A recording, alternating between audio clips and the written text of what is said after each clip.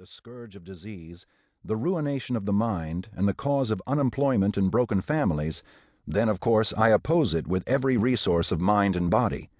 But if by alcohol you mean that spirit of fellowship, that oil of conversation which adds lilt to the lips and music to the mouth, that liquid warmth which gladdens the soul and cheers the heart, that benefit whose tax revenue has contributed countless millions into public treasuries to educate our children, to care for the blind, and treat our needy elder citizens, then with all the resources of my mind and body, I favor it. What you're about to discover is an art that can build or destroy, an art whose skillful application can be used to promote intolerance or to fight for better schools. The tables at Ruby's Diner are pretty close together, so I couldn't help overhearing the conversation one table over. The blond guy with the tuna melt and fries was having a car problem. For the last 3 days, the red warning light on his instrument panel wouldn't go out. "Well, you've got 2 choices. Either you get it fixed, or cover the light with a piece of duct tape," his friend suggested. Relationships, whether brief or long-term, whether business, family, or social, are seldom glide path smooth. Life's avenues aren't without potholes.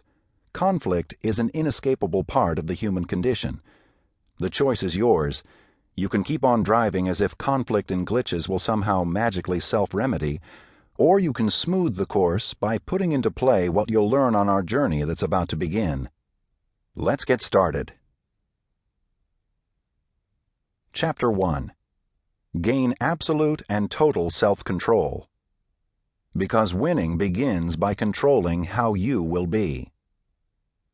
What separates the amateurs from the pros is self-mastery, how you walk the valleys, how you maneuver the turns, how you're able to get out of your own way. In this chapter, you'll discover the empowering secret of a still center. Meet David. You won't find a single Maharishi Yu sweatshirt hanging in my closet. I have never recited Zen Buddhist koans, tried to be in touch with my chi energy, or experienced the great light show. I'm a khaki and leather laces utilitarian, a reality-based, prove-it-to-me kind of guy. Nonetheless, even more impressive than David's credentials, former university professor and law school dean, was his style, how he handled himself in days of end-to-end meetings, his acute awareness and the subtle things he picked up on, how he easily overcame resistance and at the same time galvanized us all, how he knew exactly what to say, and his special sense of how and when to say it, how David got others to feel what he felt, believe what he believed, think what he thought. I later discovered that David's way was the way of the ancient Asian masters.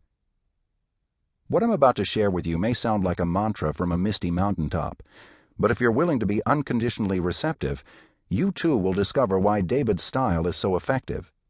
Are you ready? Take a few slow, deep breaths. Imagine that deep within you, there's an oasis of inner calm.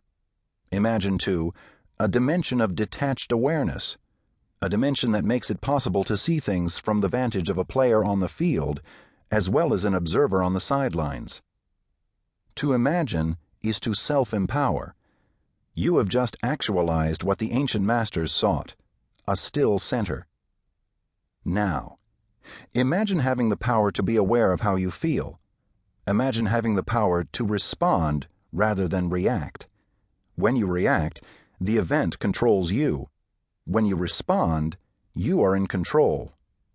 How you choose to perceive a situation will often determine its outcome.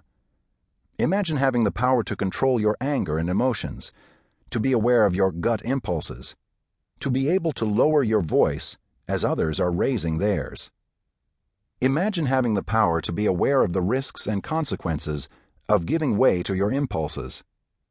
Imagine having the power to separate what is important from what is urgent, the power to pause, to observe, to absorb before acting, to be aware of alternative solutions and their benefits. Nick, a Midwestern television station manager, had a plaque on the wall that somehow said it all. Every morning in Africa, a gazelle wakes up knowing it must run faster than the lion or be killed. Every morning,